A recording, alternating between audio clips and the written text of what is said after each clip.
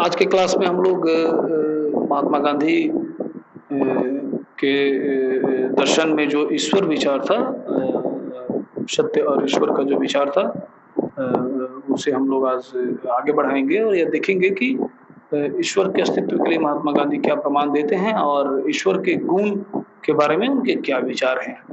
तो ईश्वर के अस्तित्व की प्रमाण की जहाँ तक बात है, तो आप महात्मा गांधी के दर्शन में जो सबसे महत्वपूर्ण बात देखेंगे वो ये है अंतरात्मा की आवाज। यानी उनका ऐसा मानना था कि ईश्वर के लिए सबसे सबल प्रमाण अंतरात्मा की आवाज है। यानी ईश्वर है ऐसा मैसेज आपको अंदर से मिलता है, यही सबसे बड़ा प्रमाण महात्मा गांधी के अनुसार है, जिससे ईश्वर की सत्ता सिद्ध होती है। आप देखेंगे कि इनके दर्शन की बहुत आलोचना होती है। ऐसा माना जाता है कि जो बुद्धि की इन्होंने बहुत उपेक्षा की है ईश्वर के विचार को समझने के लिए। इनके आलोचक ऐसा मानते हैं कि इन्होंने बुद्धि की बहुत उपेक्षा की है। तो महात्मा गांधी ऐसा कहते हैं कि बुद्धि का बहुत ज्यादा महत्व देना भी, ईश्वर के विचार को समझने के लिए बुद्धि को ज्यादा महत्व देना एक निम्न कोटि की बात है। यह ध्यान देने की बात है कि गांधी जी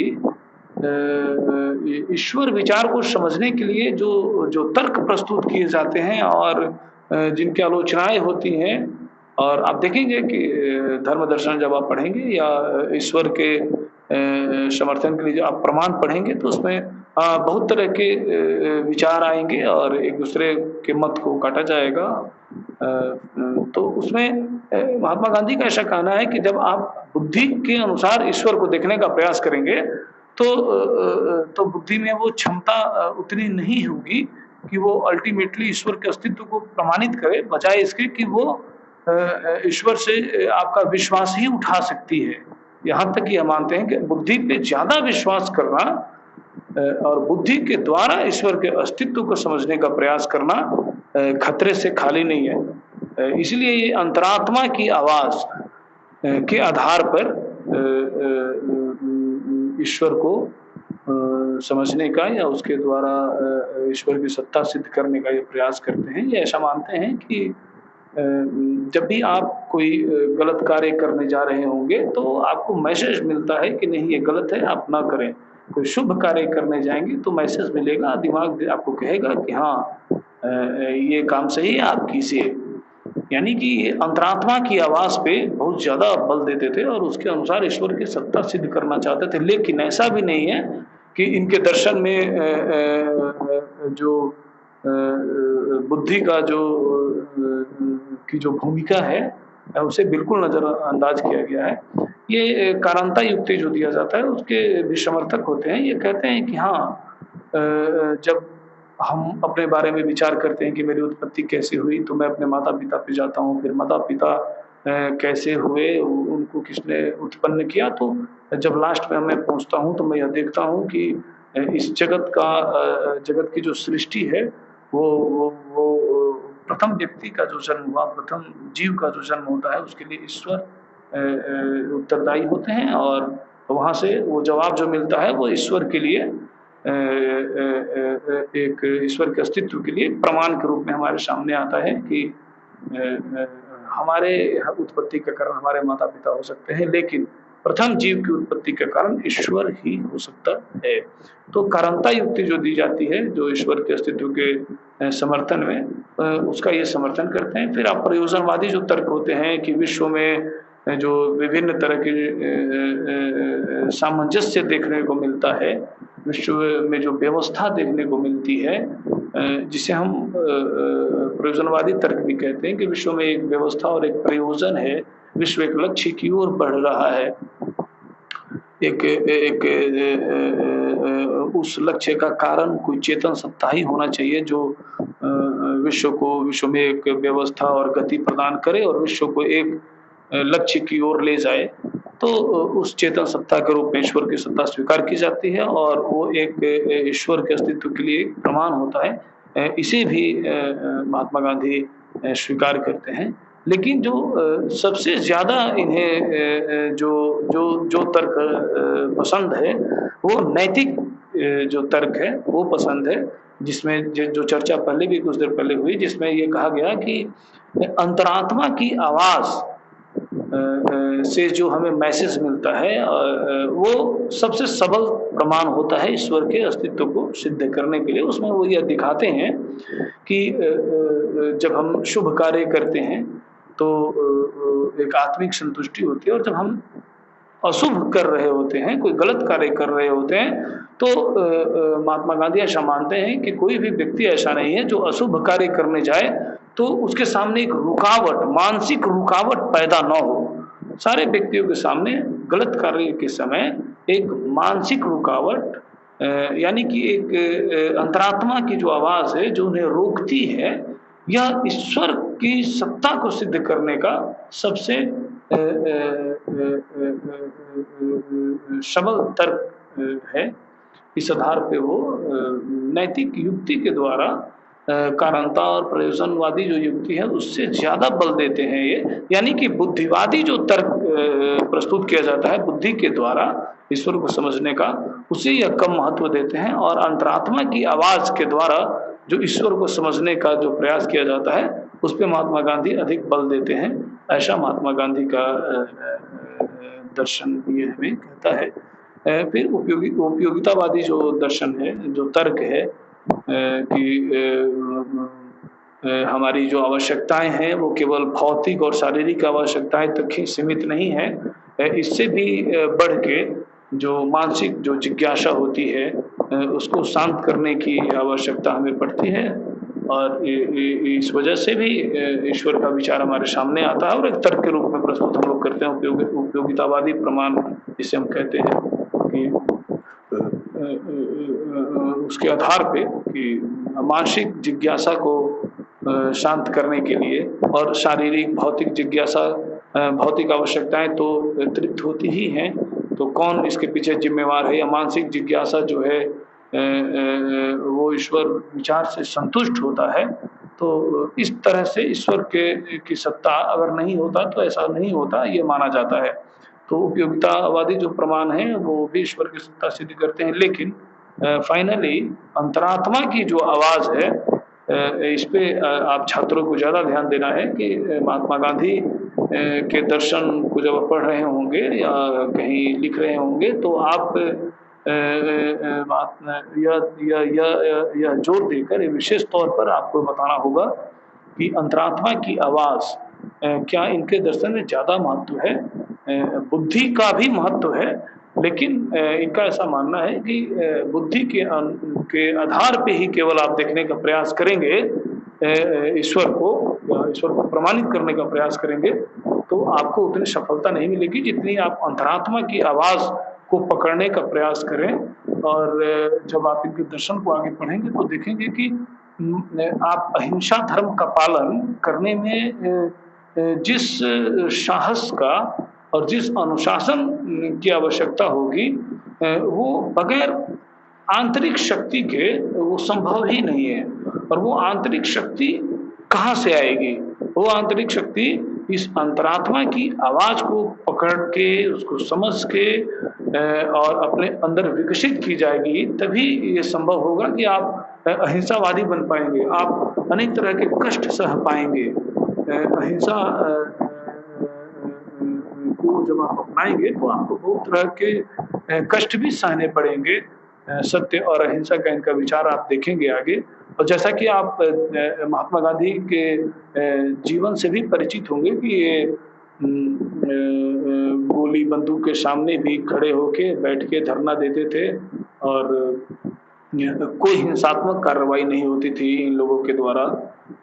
तो वो एक मानसिक बल का दर्शन हमें कराता है कि वो अंदर से अगर आदमी बहुत ताकतवर न हो, अंदर से बहुत मजबूत न हो, धैर्यवान न हो, साहसी न हो और बलशाली न हो, बलशाली का सेंस है कि मानसिक बल अगर उसे न हो तो वो अहिंसा का पालन नहीं कर पाएगा। और वो मानसिक बल अंतरात्मा की आवाज़ से ही आपको मिल पाएगा। आप अगर सत्य विचार को या ईश्वर विचार को नहीं समझेंगे तो आप, इसीलिए पहले क्लास में ये बात कही गई थी कि पूरा दर्शन ईश्वर विचार या सत्य विचार के आसपास ही मंडराता है महात्मा गांधी का, कि अंतरात्मा की आवाज से जो सत्य का निर्धारण होता है, जिस ईश्वर को प्रमाणित किया जाता है, अगर उसे आप न पकड़ें, उसे आत्मसात न करें, तो आपके अंदर वो मजबूती नहीं आएगी कि आप इनके आदर्शों पे, इनके दर्शन पे चल पाएँ और आप मानसिक रूप से और शारीरिक रूप से हर तरह से दक्ष आप नहीं हो पाएँगे अगर अंतरात्मा की आवाज़ को आप अनसुनी करते हैं। तो अंतरात्मा की आवाज़ ईश्वर के लिए एक सबल तर्क के रूप में इनके दर्शन में प्रस्तुत किया जाता है और उस अंतरात्मा की आवाज़ से ही आप इनके दर्शन के जो लक्ष्य हैं उसे प्राप्त कर पाएँगे। इस प्रकार आप देखेंगे कि ईश्वर के लिए जो तर्क पहले दिए गए हैं, ये उनका समर्थन भले ही करें, लेकिन अल्टीमेटली ये अंतरात्मा की आवाज़ पे ज़्यादा फोकस करते हैं और उसे बिल्कुल बुद्धि के अनुसार जो तर्क दिए गए हैं, उसे ऐसा नहीं है कि ये उसका विरोध करते हैं, उसका समर्थन करते हैं, लेकिन सबसे ज़्यादा जिस बात पे ये बल देना चाहते हैं वो ये है कि आप केवल बौद्धिक संतुष्टि से ही संतुष्ट नहीं होइए। अगर उनका कहना ये था, इनका उद्देश्य यह था कि अगर आप केवल प्रयोजन मूलक तर्क और कारणता मूलक तर्क या उपयोगितावादी तर्क के भरोसे बैठे रहेंगे तो आप में वो फल नहीं आ पाएगा जो आप अंतरात्मा की आवाज से आपके अंदर आएगा और आप मजबूत होंगे अंतरात्मा की आवाज से और आप अहिंसा, सत्य, ये सब जो आदर्श हैं इनके दर्शन का उसे आप प्राप्त करेंगे और अपने जीवन को, अपने परिवार को, अपने समाज को, विश्व को एक विकास के रास्ते पे आप ले जाएंगे। तभी जब आप अंतरात्मा की आवाज को सुनेंगे। फिर जहाँ तक गुण की बात है कि ईश्वर में क्या गुण है, तो वो सारे गुण जो ईश्वरवादी विचारक मानते हैं, सर्वशक्तिमता का, सर्वव्यापकता का, सर्वज्ञता का, वो सब महात्मा गांधी भी ईश्वर में वो सारा गुण मानते हैं। लेकिन एक विशेष बात जो इनके दर्शन की मौलिक अवधारणा या नवीन अवधारणा आप कहें वो ये है, नवीन तो आप नहीं कह सकते, कहने का प्रस्तुति जो है वो थोड़ी मौलिकता है, वो है ईश्वर का गुण जो है वो मुख्यतः प्रेम का गुण है। यानी कि बंधुत्व का जो भाव है, प्रेम का जो भाव है, वो हमारे अंदर इसीलिए है क्योंकि वो ईश्वर का गुण है और सत्य ही ईश्वर है। और यह दिखाने का जब प्रयास किया गया तो यह कहा गया कि व्यक्ति भी ईश्वर है और व्यक्ति सत्य और ईश्वर है। यह कहने का अर्थ यही होता है कि आपके अंदर वो प्रेम की भावना जो है वो है, हर व्यक्ति में प्रेम की भावना रहती है, उसे जगाने का या उसे विकसित करने का प्रयास करना चाहिए, जो कि ईश्वर का गुण है। यानी कि अब आप देखेंगे आगे जब आप अहिंसा का दर्शन पढ़ेंगे तो अहिंसा की पूरी फिलॉसफी उस बंधुत्व या प्रेम की भावना के कारण ही डेवलप हो पाएगी और आप विश्व कल्याण और दूसरे में भातृत्व के कारण ही वो अहिंसा के रास्ते पे चलेंगे। तो उसके लिए प्रेम शब्द जो है वो बहुत महत्व रखता है, मायने रखता है, जो कि ईश्वर का गुण है। तो इस प्रकार आप देखेंगे कि ईश्वर के अस्तित्व के लिए अंतरात्मा की आवाज़ की बात हो या ईश्वर के गुण के बारे में बताते हुए जब प्रेम भाव पे ज़्यादा बल दिया जाए तो इससे इनका जो अहिंसा का दर्शन और आगे जो भी आप विचार देखेंगे वो इसी दो विचार के आसपास घूमता, और या आप यूँ कहें तो ये आधार बनते हैं उनके आगे के दार्शनिक विचारों के लिए। तो इस प्रकार सत्य और ईश्वर का जो विचार था महात्मा गांधी के अनुसार, वो हम लोग 2 क्लास में पढ़े, और मुख्यतः हम लोग यह जाने कि सत्य ही ईश्वर है, और ईश्वर कोई अलौकिक सत्ता है जो व्यक्तित्वपूर्ण नहीं है, उसके पीछे रहिए, ऐसा महात्मा गांधी का मानना नहीं था। सत्य से बढ़कर अगर ईश्वर है तो वो उस ईश्वर को आवश्यक भी नहीं कहते, ऐसा यहाँ तक वो कहते हैं। तो सत्य ही ईश्वर है पे फोकस करके, और फिर उस सत्य को प्रमाणित करने के लिए अंतरात्मा की आवाज की बात करके, और उसका गुण प्रेम भाव दिखाकर यह एक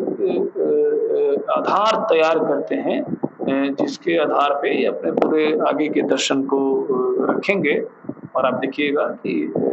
यही बेस जो बनेगा, ये बेस एक मजबूत दर्शन